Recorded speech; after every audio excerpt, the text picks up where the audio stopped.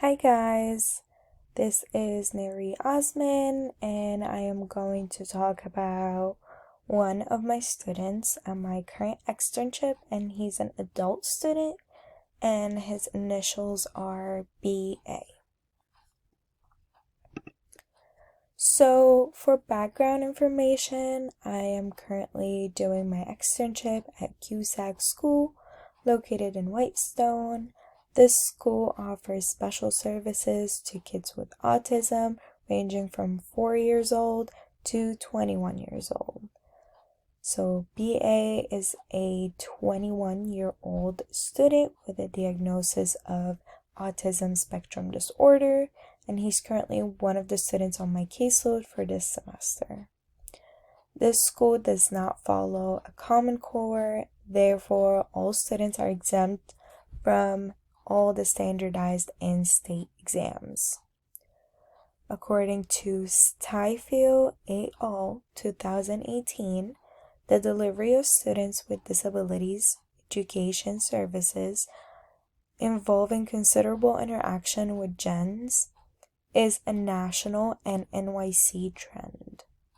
However, some evidence that special education services in general can improve achievement for students with disabilities. So BA is very friendly and he always ensures to greet everyone around him while using gestures such as waving to others or even saying hi to them. BA resides at home with his parents and 2 siblings. Here we have a little picture and it says autism spectrum disorder, and there is lots of things surrounding it, such as right here we have social awareness, we have preservative thinking, we have verbal and nonverbal communication, we have information processing, we have sensory processing, repetitive behaviors, motor skills, executive functions. So we have a lot of things that are surrounding autism spectrum disorder. So for medical history, CUSAC Day School provides services that are associated with the student's sensory, motor, and physical skills. These skills are also related to the process of learning. So BA has decreased range of motion as well as poor posture. Therefore, BA receives physical therapy and occupational therapy throughout the week, along with speech therapy sessions 3 times a week. So usually during the week, he receives physical therapy and occupational therapy for 5 days per week, whereas for speech therapy, it's only 3 times per week. BA enjoys having sensory toys such as sensory brush, which is what the OT has provided all the students in there, because it seems to help them stay calm when they're feeling very frustrated or upset, or if they get really angry with something. So according to Lindsay et al. 2013, a factor that improves spontaneous imitation in children with ASD are tasks that produce sensory effects, such as blinking lights, sirens, and songs. BA is very independent when it comes to going to the bathroom, hygiene, or feeding, and he doesn't really require a lot of hand over hand. So he's mostly independent. For diagnostic, BA was assessed using the Toby Dynavox Dynamic AEC Goals Grid 2. The acronym for that is DAGG2. And the social communication skills, which is the Pragmatic Checklist. The DAGG2 is a checklist that assesses the individual's current level when it comes to communication. This checklist focuses on skills such as understanding expression, social interaction, and literacy skills. The ability level includes emergent, transitional, context, dependent, transitional independent, and independent. BA's ability level is context dependent since he creates 2+ simple word sentences with indirect cues and recognizes letter or sound associations. The Pragmatic Checklist is given to the parents and it focuses on instrumental, which is states why, regulatory, gives commands, personal, expresses feelings, interactional, which is me and you, wants explanations, tell me why, shares knowledge and imaginations, I've got something to tell you. BA receives a score of 30 out of 45, which is equal to 66%, and provides 2 word utterances using his AAC device. According to Logan, Lacono, and Trumbath, the current systematic review demonstrated emerging evidence that AAC interventions can be used to teach a variety of communication functions to children with ASD.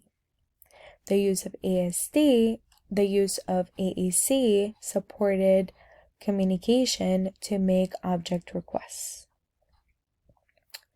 So then we have here the DAGG2. This is pictures of them. So right here we have in the first column the ability level 1, which is emergent.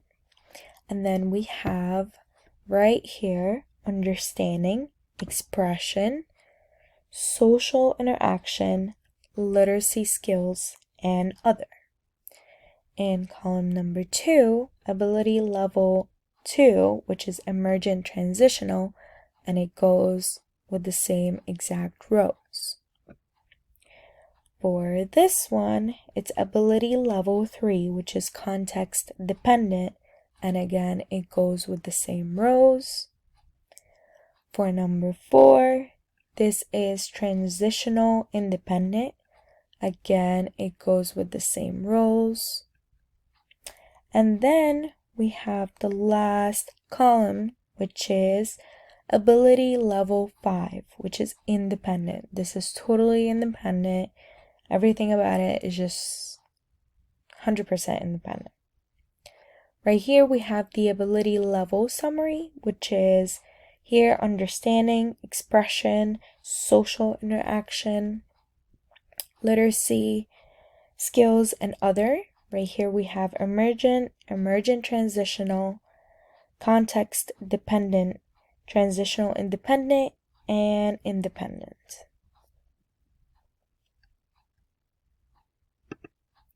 And this is the link for the DAGG2. For this one, this is the Pragmatics Checklist. So as we can see here, you just have to write the child's name, the date, and completed by. Then we have the pragmatic objectives, which is the first one is instrumental, which is states needs, I want. So makes polite requests, makes choices. For the second one is regulatory, which is gives commands, do as I tell you, like gives directions to play a game, gives directions to make something. The third one is personal, which expresses feelings. So this one is identifying feelings, explains feelings. I am happy because it's my birthday. The fourth one is interactional, which is me and you. Interacts with others in a polite manner. Uses appropriate social rules such as greetings, farewells, thank you, giving attention. The fifth one, which is wants explanations, which is tell me why. So it asks questions to get some information, asks questions to systematically gather information, as in 20 questions. Then we have the last one, which is the sixth one, which is shares knowledge and imaginations, which is I've got something to tell you, like role play as or with different characters, role plays with props, etc. Then we have over here the total for each column. Right here we have not present, uses no words, uses 1 to 3 words, and uses complex language. So again, this is the link to the Pragmatic Checklist. Then we have treatment. So for treatment, during push-in therapy sessions, BA is working on responding to WH questions, specifically on where and why questions, using his AEC device. He's working on differentiating the location of the objects and on improving his reasoning. He's also working on differentiating between yes or no questions, since he tends to say the word yes on one day all the time, or say the word no on another day all the time. We call those days like yes days or no days. It depends on his mood. BA is very inconsistent when it comes to responding to yes or no questions, even when he knows the answer. BA answers the WH questions verbally or by typing on the AEC device when asked to if his speech is unintelligible, given visual supports. For IEP goals, they are a little different than general education, and this school, for the most part, follows the 75 schedule, but I am not too sure if it follows the same format of the goals of D75. However, based on BA's current performance, I think his goals for WH questions and yes or no questions are very appropriate. The IEP goals in 1 year, BA will answer why and where questions. Example, where do we go to learn? Why do you feel happy?